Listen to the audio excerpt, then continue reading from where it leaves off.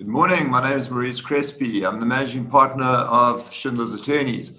Schindler's Attorneys is a co-founder of COBRA, COBRA having been founded by Engaged Business Turnaround and IQ Business. And the idea behind COBRA is that we operate on a shared value basis.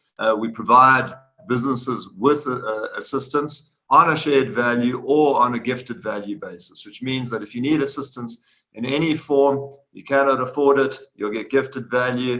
Alternatively, there'd be a shared value. You enter the ecosystem, we assist by mediating arrangements, should you need an arrangement to be mediated with any of your debtors or creditors. We also have an amazing knowledge base, which deals with all the regulations and all the information that you'd need to navigate through these times.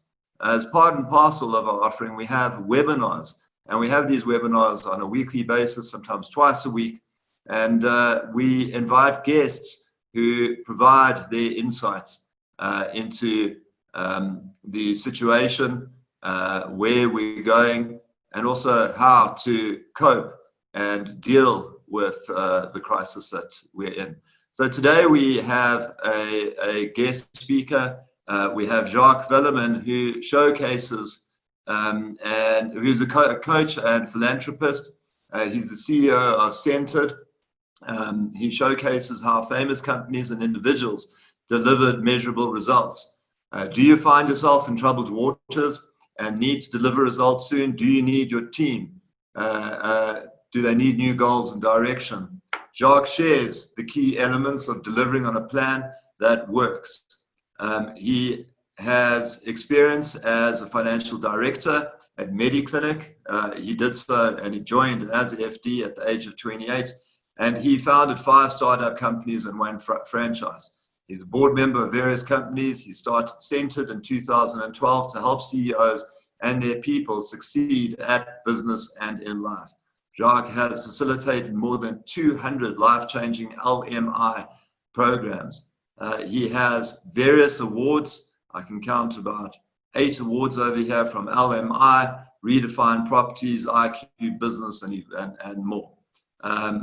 He is a philanthropist. He founded the Business Book Club, a non-profit organization with the purpose of providing knowledge to those who do not have access to it by collecting books and donating it to libraries in less privileged communities. You'll be sharing your knowledge today. Thanks so much, Jacques, for joining us. And I hand over to you. Thank you. Good morning, Maurice, and thank you very much for that introduction. And good morning to the attendees of this webinar. Welcome. I'm going to share my screen in a bit, and then we're going to kick it off. There we go. Great.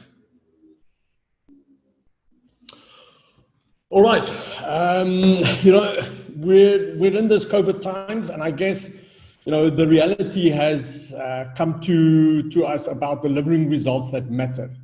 And the thing that I really, enjoy about, these type of situations that COVID provides us, and albeit there's a lot of pain and suffering on the one end, and on the other end of the spectrum, because a coin always has 2 sides, there is stuff that is opportunities. And to look at those opportunities, I want to share with you a bit today about how those opportunities can be unfolded, especially in the business environment, where businesses can make use of an opportunity like this. So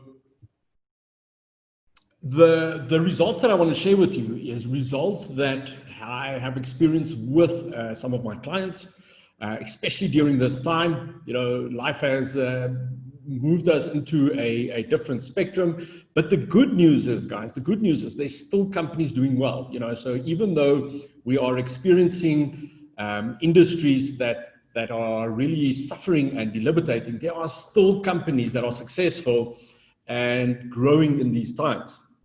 And what I want to share with you is what are these results that these companies are experiencing, and where are they operating and experiencing some good results, and what are they concerned about. So the first thing is, when we went into this COVID thing, cash flow obviously became imperative. And if you had cash reserves, it was great. If you didn't have as many cash reserves, as much cash reserves, it became a problem. And I want to share with you a bit about how cash flow and focusing on the cash side of the business played such an imperative role for businesses that care about results. The second one is sustainable profitability.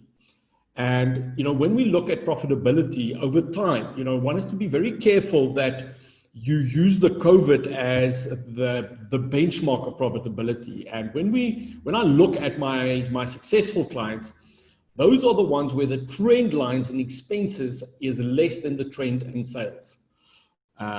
So one has to look at the trend as opposed to just a dip in an environment that was brought about in the current space that we are experiencing. And then the third element of these successful companies is a motivated team. At the end of the day, you want to work with people that you enjoy working with, and people that are like-minded, and people that share the same goals and values. And that becomes imperative in becoming part of being a successful company. So let's just go on and, let's just take a step back in terms of the industries in South Africa, because that's really where we're looking at. And I want to share with you that there are many of the clients in the industries that I've been working with that have been successful and are successful in these times. And these are some of the industries that I've been directly involved with clients. We're involved in the property industry, selling and leasing of property. We're involved in the spares of trucks. We're involved in manufacturing, distribution, construction, retail, and insurance. And although the pandemic has brought about loss in revenue, which I think almost everybody experienced, there was still an element of hope, and there was still an element of being able to pull through, even though there were losses, because people were focusing on the things that mattered. And I want to dive in that in a short while. So the first thing that became quite apparent with successful clients is that they had to start to sort out the people issues first. And what happened is everything that was on the fringes with COVID got pushed to the sides. One experienced where top performers in companies actually became more top performers, and people who weren't performing actually, COVID for them was just a bigger excuse not to be able to do certain things. And what was amazing that, working during lockdown with clients, that those ones that kept on doing the right things, kept on checking and kept on, are the ones that actually built momentum. So as lockdown got released to the level 3s and the level 2s now, one could see that the people who worked hard during the initial lockdown are actually the ones that came out successful. And I'm going to share with you some stories about where this people issue was quite relevant in a lot of the clients that I worked with. So, okay, so let's share some stories with you in a while. The second thing that's important is to have a plan that is in place. This pandemic was a great opportunity to reevaluate your strategy.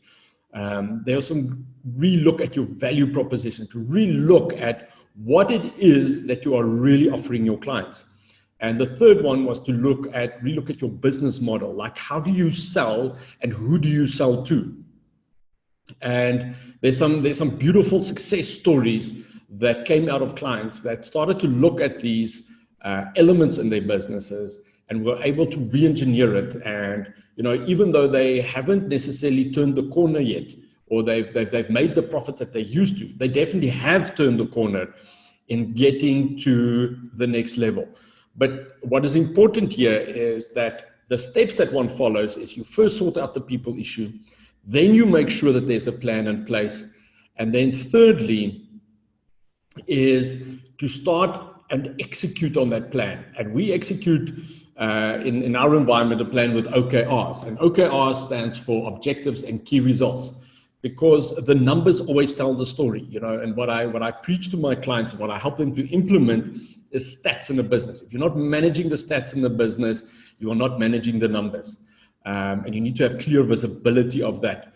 And not only have the visibility of it, but actually doing the basics. And that's what COVID really taught and showed a lot of clients out there, is that it's a time to get back to the basics, like getting back and re-engaging and making sure that we are tracking the right stuff and making sure that we are discussing them, you know, and that we're asking the hard questions about what we have to do.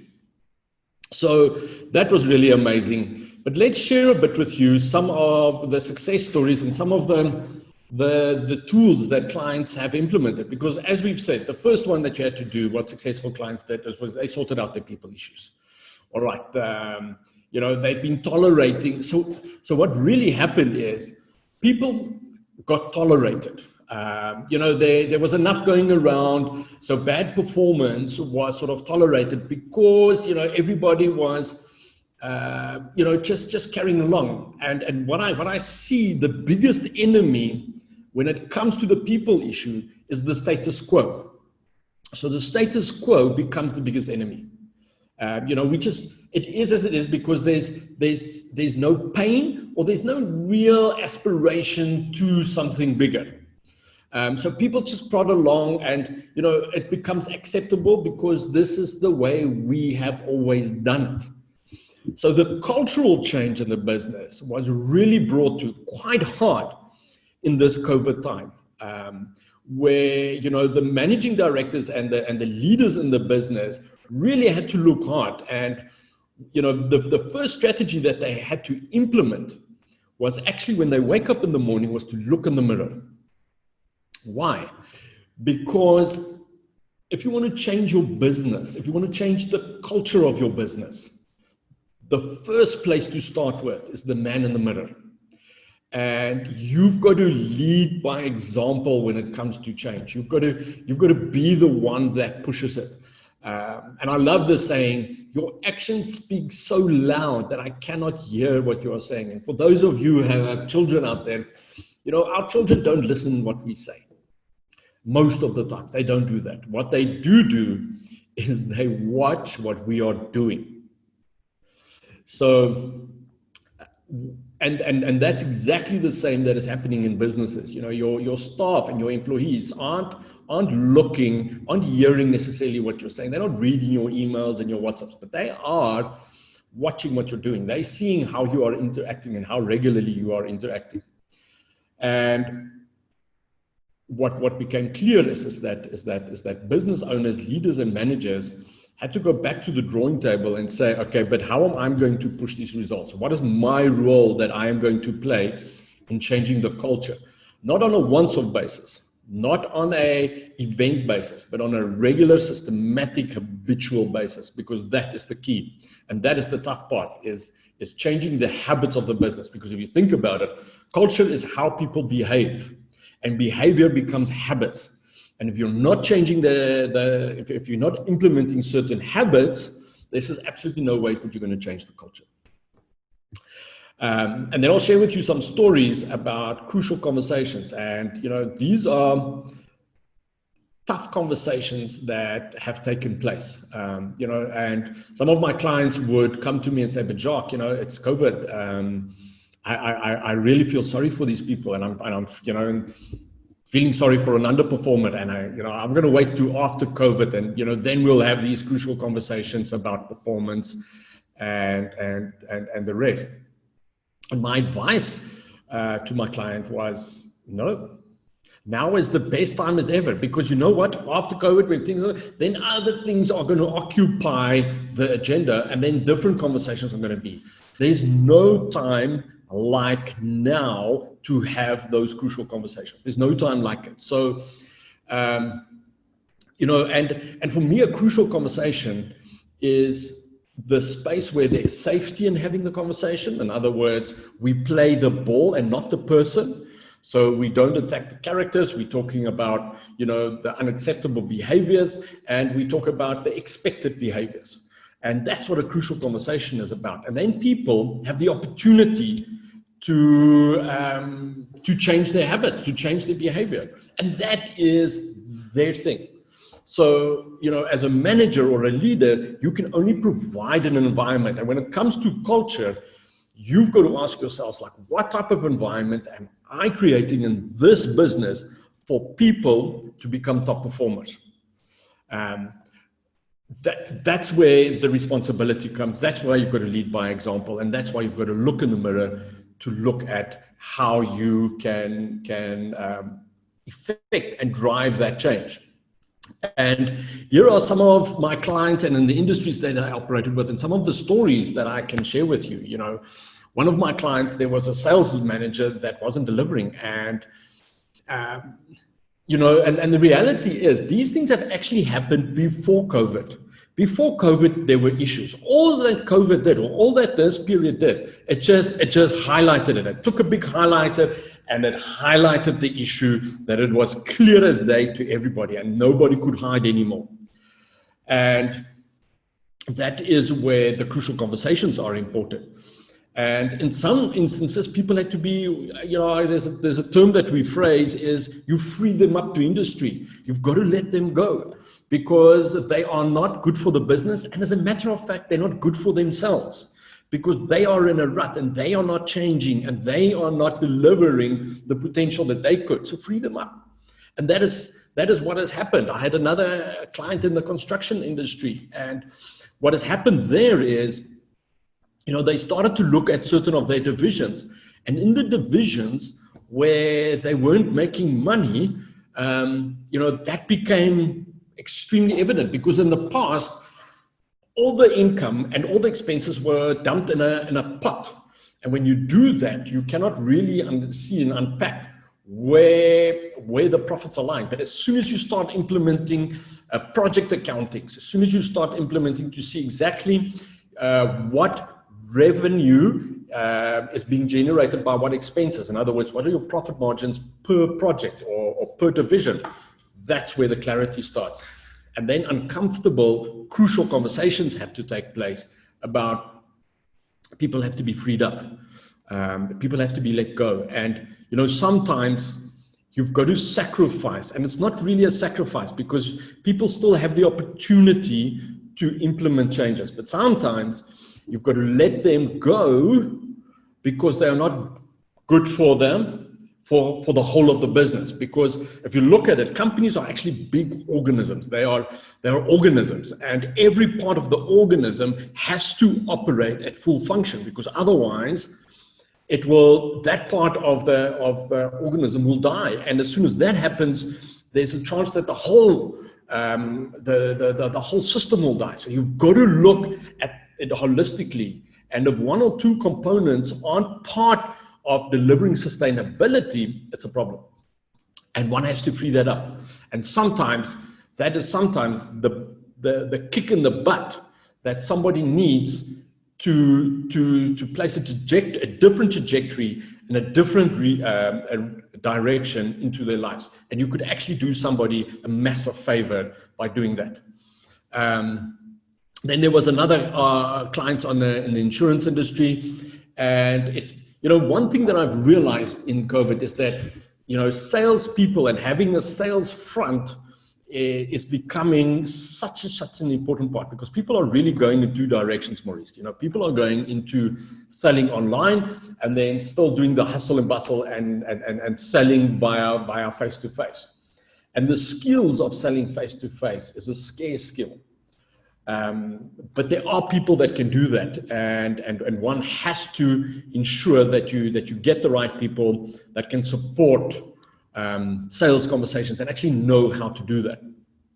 So what I experienced with my successful clients is they actually got rid especially from a sales perspective, they freed up those sales individuals that weren't driving sales in the manner that was required by the business. They freed them up to industry, and they opened up vacancies, and they started employing new salespeople that have got the energy and drive that believe in the value proposition that the company offers to take things to the next level.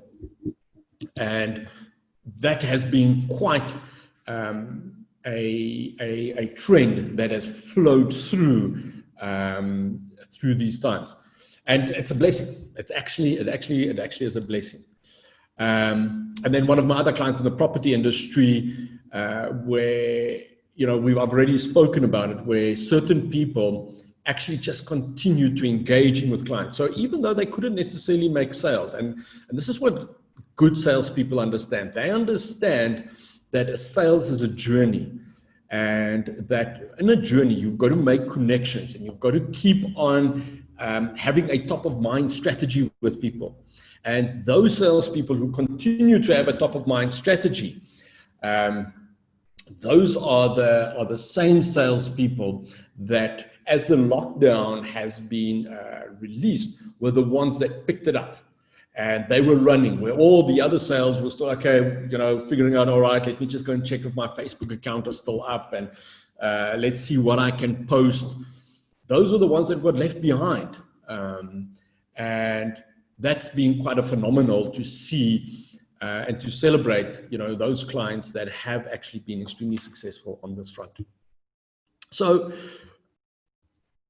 the important message is, first of all, sort out the people issues. Make sure that the people stuff is sorted, that the culture is getting in line, and that you've got people on board that are doing the right things, and that are eager and have the energy to take the business forward. So that's the first thing to sort out. So you can't look at a company success plan or anything else until your people elements haven't been sorted, because who's going to execute on the plan? Who's going to put the plan together? You can't have the wrong people do that. It just doesn't make sense. It's just the wrong way round of operating. So the people stuff, the culture stuff, sort that out first. Then make sure you put together a comprehensive plan. And there's not time enough today to go through all the components and the elements of what this plan looks like. But I want to share with you the components that I have experienced with clients that they've been focusing on during this lockdown period, and the ones that they are revisiting to say, okay, but how are we going to change these to take our business forward? And it actually is extremely exciting. So the one component is they got clear again about their mission and vision. So they got clear about who they are, what they stand for. They got clear about their value proposition. And I love this one. I'm going to share with you some beautiful stories about value proposition and some of the meetings that I've been having with clients and workshops to sort out your value proposition and why that is so important. But they also, had to start set new revenues and new profit goals, like revisit the budgets, like pull things together, like, it's a great opportunity to go through those overheads and really ask some tough questions, like, do we need this stuff? Because overheads, what happens with them? They creep up every year. They creep up, and you've got to become ruthless and really ask, is this adding value to the business, to who and what we stand for? And then what a successful clients also did is they went and they identified new, wildly important goals, or WIGs for short, wildly important goals. In other words, those ones that will move and shake the business to the next level. And that went very hand in hand with the value proposition and the business model. And then they started to identify the OKRs, which I will share with you in more detail after we've spoken about this plan. So one of my clients in the retail industry, what they did is they went to go and relook. They relooked at their logo, they relooked at their branding, and they said it's a time for a change. They've had the logo for an odd 10, 12 years. The packaging they've only changed about 5, 6, 7 years ago. And what this time has done is it made them realize that it's time for a change. It's time for a facelift. It's time to really go and take their product that is in the retail space to the next level. And they've actually got involved in getting companies that can help them with the repositioning of the brand, getting companies to help them with relooking at their packaging. And that's quite a bold move, but it's the right move for them, because what has happened is they've had the opportunity to stand still. And that is what COVID has done. It has given us the opportunity to stand still, and from a family perspective, is really to reevaluate our family values and what is important to us from an individual and a family perspective. But also from a business perspective, it is really asking us the questions like, what does my brand stand for? What do I want? Who's the people that I want to engage with? And what is it that I want to, how do I want to look to my clients? And who are the clients that I'm going to serve? Because what happens is, these clients in the past, they make sales and they carry on. They survive, but they're not thriving. So they're not really going and saying, how do we put it into the next gear and move it up? And they've just been surviving. They've been making money. The ratios are okay, but there hasn't been like this push to say, how do we do things differently, and how do we really leave a proper legacy and making a difference? And that's what I love, because those are the questions that have been brought about to us. And those are the questions that successful clients are really looking at. And it's tough. It's tough because, people are really in survival mode, or you have the media that is talking about survival, and, there's a lot of uncertainty and maybe a bit of negativity that's also been spread about. But it's what you choose to focus on that matters. Are you choosing to focus on, am I my business going to survive? Am I going to be able to make it? What's going to happen to my staff and my clients? Am I going to have enough cash?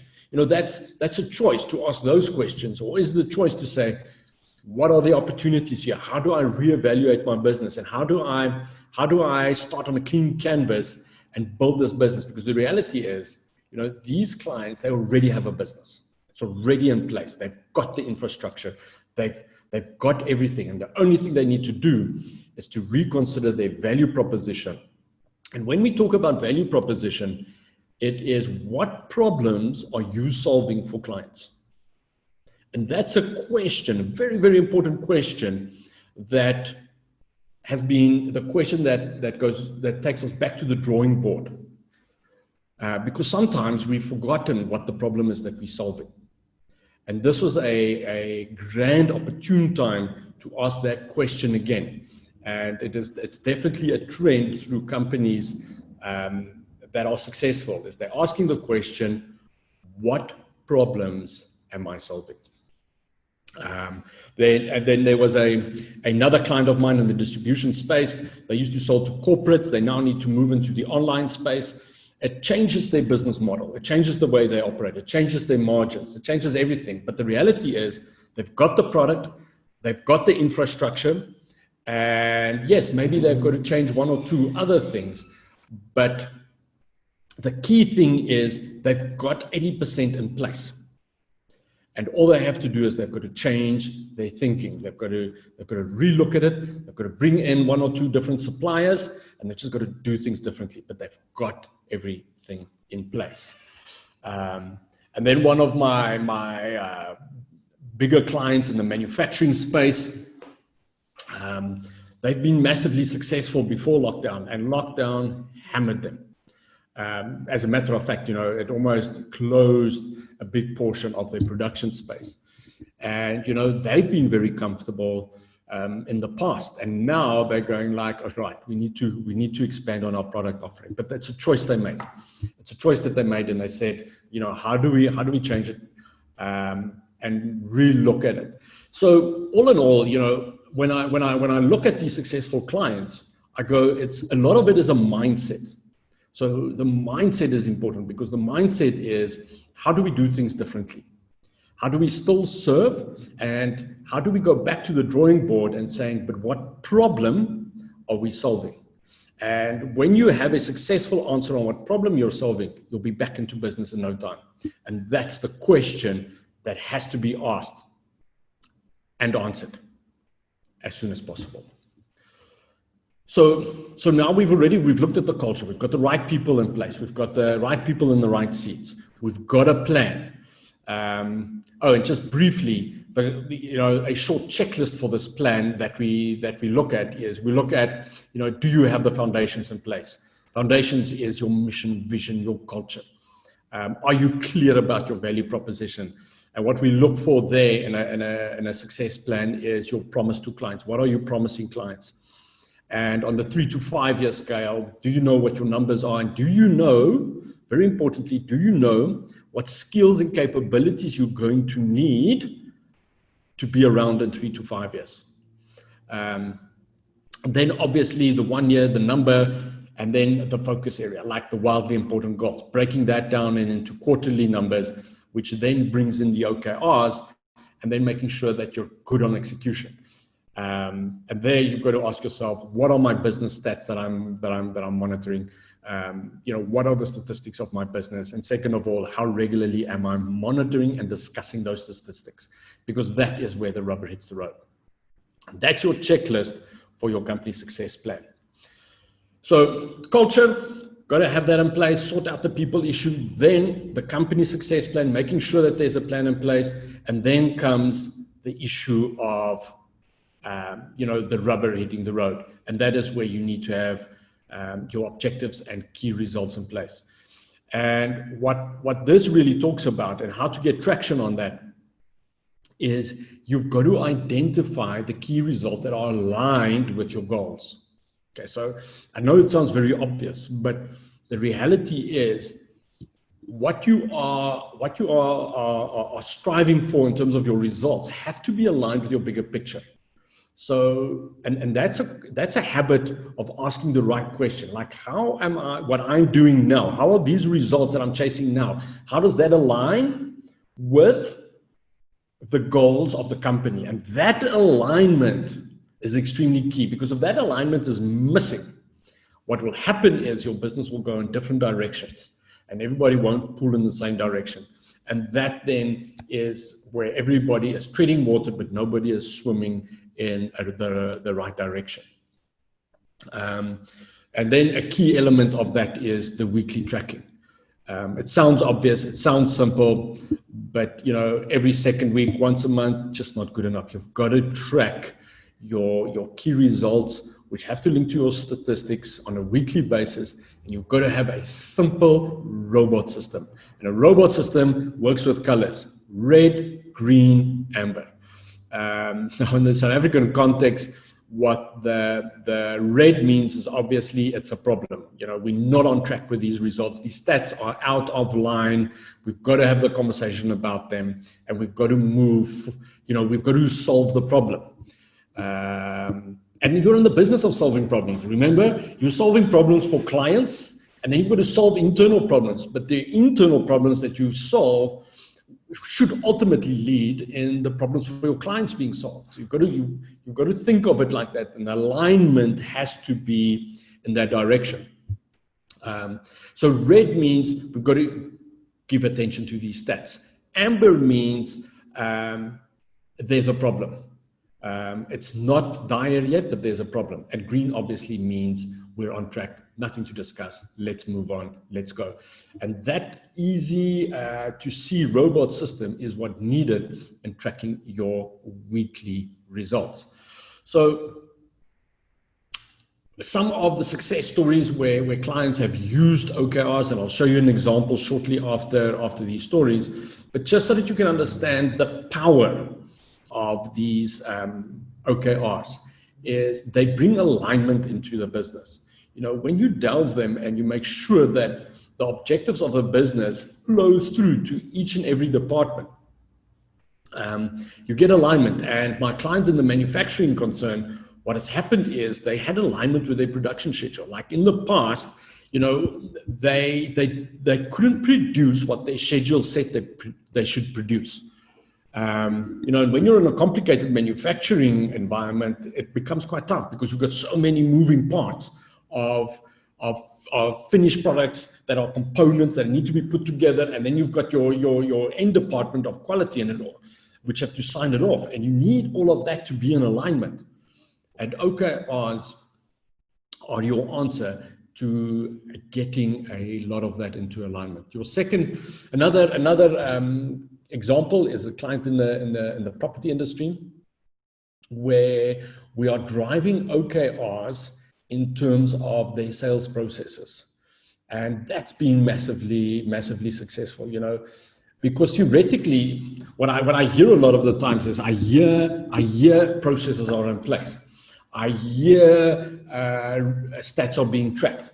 But the key question that I always ask them is to show me. And when I dive into the show me, it inevitably becomes theoretical, what I've heard. So they've actually just shared intentions, or they just haven't updated it regularly. You know, so they've updated it last week, and then this all falls flat. So a key element of the OKR system is the regular review of it on a daily, weekly basis. Because as I've said to clients, if you're measuring or only tracking your stats on a weekly basis, or only gathering the stats on a weekly basis, the problem is they're outdated, and then you can't rectify, you don't know what the right answers are. And then the last one is on distribution, where the OKRs are, you know, so a lot in the entrepreneurial space, what you find is there's actually a lot of companies which have grown over the past years, and they were started by an entrepreneur, and there's a bunch of small companies, all making money, all doing well, and coming into COVID and wanting to take that to the next level, you've got to move into the next sphere, which means is you've got to go and ask yourself, are some of those companies still worthwhile running? And your reason again is, do you have the right people on board? Are they making profit? Is their business model valid? Are they still solving a problem for the client? And when you bring OKRs into that space, where you've got a broad range of profitability centers to look at, it just makes it so much easier, because it brings alignment and it brings regular interaction with the right people to focus on the right results.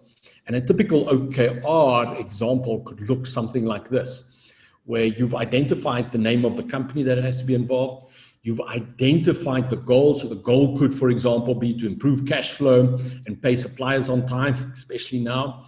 Then you could say, well, part of our objective is to keep our cash conversion cycle to below 100 days.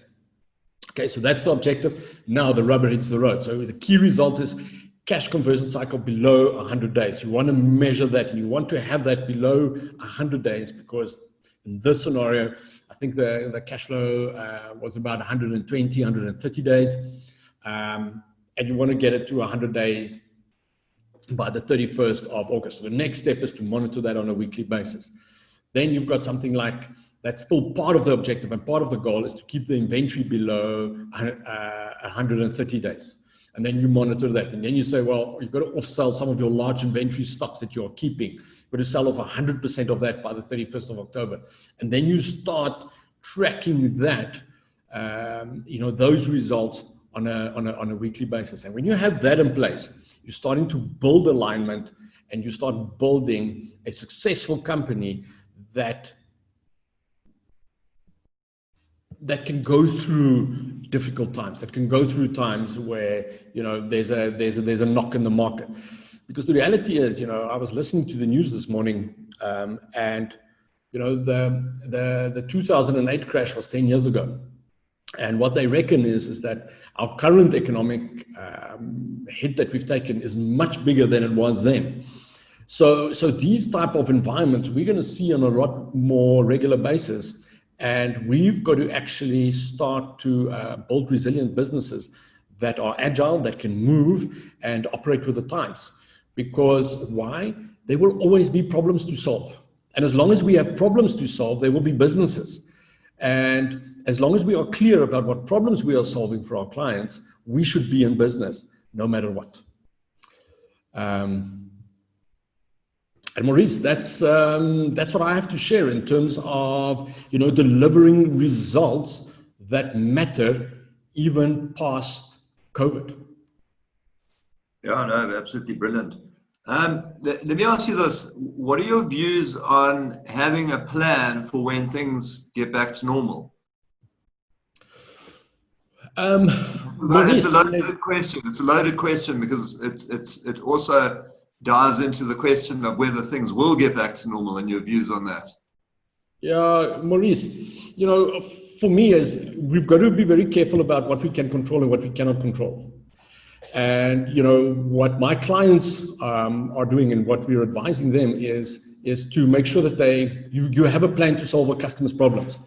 What is the customer's problems? Well, that's going to change as we go along. If you look at the restaurant industries, those problems have changed. If you look at the clients, what are clients doing? They're operating a lot more online, and their problems are now online. And are you on top of what those problems are? And once you are clear about the problem, you've got to make sure that you've got a plan to execute on it. Because if you don't have a plan, you might get lucky and solve the problem once, but once isn't good enough to have a sustainable business. Sure. And tell me, you also you talk a lot about changing habits, and what I've found is that it's very, very difficult for humans to change habits, even in the face of rationality. You take smoking or you take climate change. You ask humans and you say to humans, change your habits, but they don't. Mm-hmm. Now, what's your advice there? It's quite easy to say, just change your habits, but to actually make it happen it's not as easy as one would first imagine. No, Maurice, it's quite interesting that you're asking that because I started my business in 2012, and I've always been a massive believer of habits because habits define who we are. So you are what you repeatedly do. If you repeatedly run, you're a runner. If you repeatedly read, you're a reader. If you repeatedly drink, you're a drinker. So they define us in a big way. And I've always been asking myself, but how can I help clients to change their habits? And I've now come across a very effective way to be able to do that. First of all, one has to link a change in behavior to a wildly important goal. So it has to be part of a goal that you want to achieve. It can't just be something in isolation. If it's in isolation, if it's because your wife wants you to do it or because your mates are doing it, it just ain't going to happen. Then what you've got to do is you've got to make sure that you're just changing one habit at a time. A lot of people want to change, especially if you've got a A-type personality, you want to change too many things. My recommendation to clients, maximum 3, but I prefer 1 and then maybe 2. And the other thing then is, Maurice, is you've got to track these things. And when we talk about tracking, that means on a daily basis. And I've developed a tool that I use with clients that have changed them because they've got to track it on a daily basis and say yes or no, have I achieved this habit? And we then pull graphs on it. And every morning they've got to track it.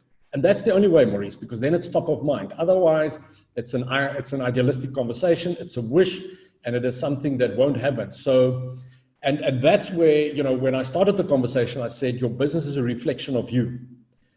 And if you are not going to change your habits and the way that you're operating, don't you expect your business to be changing?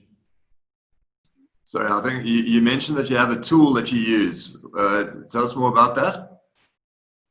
Well, Maurice, it's a very simple tool, but it's a visual tool. So what it is, it shows you a picture of your habits. So it shows you, are you on track with what you want to achieve?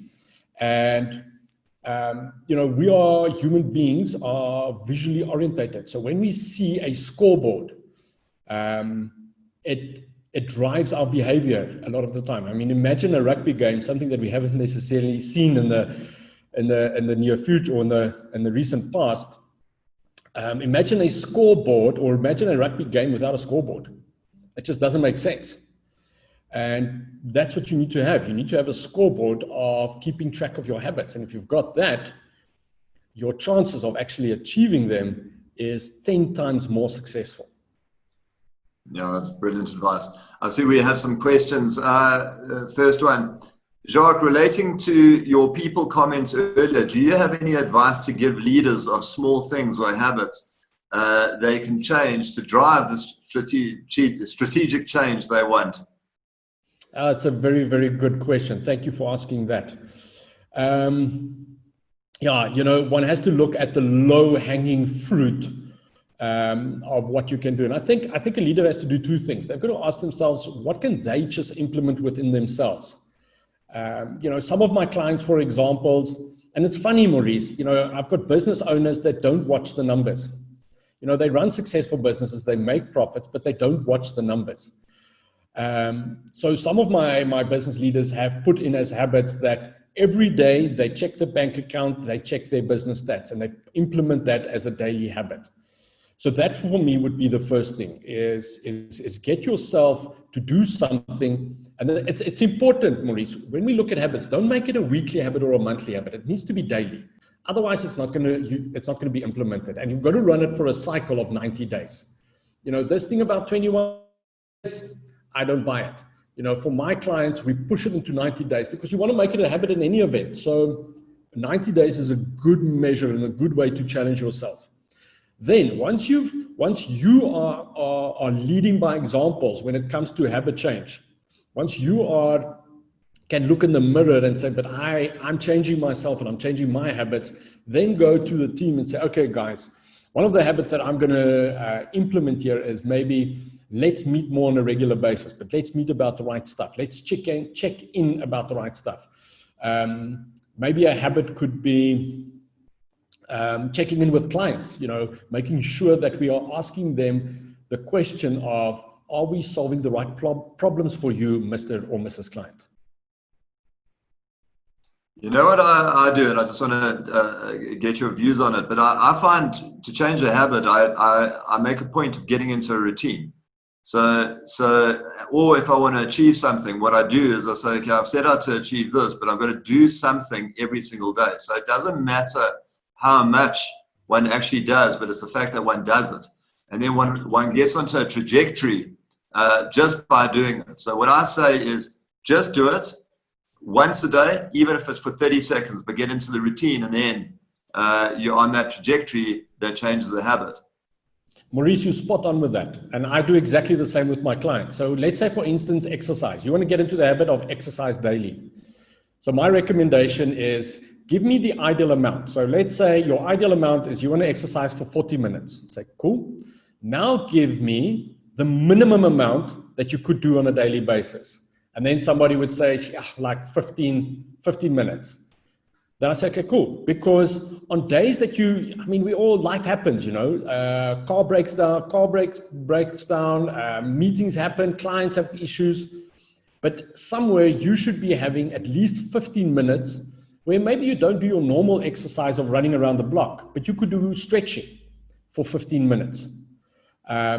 And that then supports exactly what you're saying, Maurice, where you're getting into the routine of making sure that you're executing on that habit. Because that one day that you say you're going to rest, that is the evil day. Because as soon as you break that routine, you give that habit the opportunity to not be part of changing your lifestyle. Yeah, and it's just, I think the big problem is actually getting people to do it for the very first time, to get into the routine. And it's just a question of doing it. It's just there's that mental barrier, and once you're able to break the barrier, you're on a winning wicket. We have Tebogo asks the question, hi everyone, how do I get my clients to pivot when their business is dying and they don't compute on the concept of pivoting? And I think it's a good one, because here you have a client and you want to keep the client, but you see that the client's suffering and they're not prepared to pivot. You know, do you have any insights there? Yeah, you know, you can take a horse to the water, but you can't make the horse drink. So in those cases, you've got to make, you know, it's all about asking the right questions, Maurice. Because if people aren't pivoting, you know, why would that be? Or what is keeping them back? So Tebogo, what she needs to do is she just needs to go back to the client and ask the tough questions. And you know what, Maurice, I've done this before. You sometimes go in and you know that you've got the risk of losing that client because you know you're going to ask questions that they might not like and they're going to push you away. But you know, if you want to be true to your own business, you've got to go there. You've got to ask those questions. And what I always say is, if your intention is pure, you don't have to worry. And you play the ball, you play the behavior of the client. You never play the client. You never play the character of the client. You just say, it seems to me that the certain behavior that you're conducting in your business is jeopardizing or not allowing you to pivot. Am I missing something, or is that correct? We have no. We got Laurie here. Do you believe that if you look after your people, they will look after your business? We had a big fraud case during COVID, maybe because they felt that they were not looked after. And I guess that's a difficult one because the economic reality is people are desperate. They have children to feed. They've got school fees to pay. But I'd imagine that it would be far more difficult if you do look after your employees for them to bite the hand that feeds them. And just on that score, in the book Super Freakonomics actually had a chapter on how nice doctors do not get sued because they're nice, and it's the doctors with bad bedside manners who do get sued. So I'd imagine the same principle there. You don't want to nail somebody who you like. No, absolutely, Maurice. And I think what one has to be clear on, what does look after mean? You know, and if look after means you've got nice bedside manners, absolutely. And what does that mean, Maurice? It really means people want you to care. And if people feel that you care about them, you know, they won't sue you, you know, especially in the doctor's case. If you've got a doctor that you can feel that he cares. And as an employer, if your employees feel that you care, and people feel cared for when you look at their emotional needs and you just ask them questions. You don't have to solve their problems. You know, a lot of the time employers think that to care for my people, I have to give them an increase. I have to give them lots of money. And that's how I care. But it's not true. It's in the emotional part. It's like, hey, how are you? How are you holding up during this time? I know I can't solve the problems necessarily, but I'm just, you know, I'm there for you. And I want you to know that, you know, you can talk to me and we can have a conversation. You don't always have to go. And, you know, a lot of the times I also bring this back to parenting, Maurice. You know, we can't solve all our children's problems. We can't solve all our employees' problems. And we should never try and be the hero all the time. You know, sometimes it's okay to just go, you know, I can't be the hero, but I can give you my shoulder and I can give you my ear and I can listen to what you have to say. Yeah, I think the role of empathy and altruism at the moment is quite an important one. It's having quite a profound effect on the way organizations are. No, absolutely. So I've got Emma. Emma asked, do you have any stories of where things or plans have not worked during the lockdown, where people have failed or plans have not worked? And further to that, what should they have done differently? That's an excellent question. Thanks for asking that, Emma. I've had some clients, and I was flabbergasted that they said to me, you know what? They're absolutely not going to do anything. They are pulling completely back, you know, because most of my clients, for instance, Maurice, I moved them over to Zoom, and I said, you know, we can still continue their investigations, and 90% did that, but one or two, and this specific client decided not to engage. And you know, coming out of lockdown, they are busy scrambling. You know, they haven't sorted out their people issues. So what has happened is good people have left them. They haven't looked at their business model. They haven't looked at their market, and they're burning cash. And you know, their sustainability is in question. And that's because they actually just turned a blind eye and they took the lockdown and said, well, there's nothing we can do, and we're gonna become hermits, and we're just gonna stay indoors, and you know, once all of this is over, we'll get out. And I feel sorry for people like that. You say, you say quite a bit about getting on the bus and off the bus, and there's a lot of literature on that. But what do you say about getting on the bus and off the bus in circumstances where it's not the employee's fault? So I'll give you an example. We have a conveyancing department at Schindler's Attorneys, and the moment there was the lockdown, that came to a complete standstill, and everybody at that point in time was redundant. What does one do in those circumstances? Because you want to look after your employees, but there's nothing for them to do. No, Maurice, that's just an economic reality. You can either decide to fund that through the other departments, to keep them afloat. But if in the long run that business doesn't make sense anymore, you've got to do what you have to do to save the big organization. The reality is, Maurice, and a lot of specialists like yourself and in different fields, you've got to ask yourself the question is, how long is this skill still going to be applicable? And what do I need to do to upskill myself? And maybe the assistance that one can give is to say, hey, employee, I can't do that, but I can give you access to resources so that you could upskill yourself into something different, because the reality is lockdown has made certain skills redundant. But having said that, other skills have now become a need. And you've got to decide where you want to play the game, because the rules have changed. So if the rules change, you've got to change. And that's why this whole thing about habits, Maurice, is imperative, because you've got to become used to change. You've got to become used to changing yourself. And if you're not going to do that, you're going to become redundant. And that's not a great space to be in. You're saying you actually leave it up to the employee to reskill. And I think from the employer's perspective, have a reskilling program, but it's up to the employee to actually embrace that program and to actually do it. Absolutely. I hear you. Brilliant. I think that's it for time. You'll see that the COBRA web address has been posted on the chat. It's www.cobra.org.za.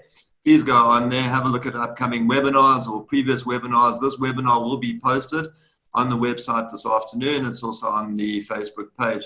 So thanks so much. We really, really privileged to have had you today. Your insights were invaluable. And thanks for the attendees and thanks for the remaining panelists. Thanks so much, guys. Until next time, cheers and bye-bye. Thank you very much, everyone. Thanks a lot.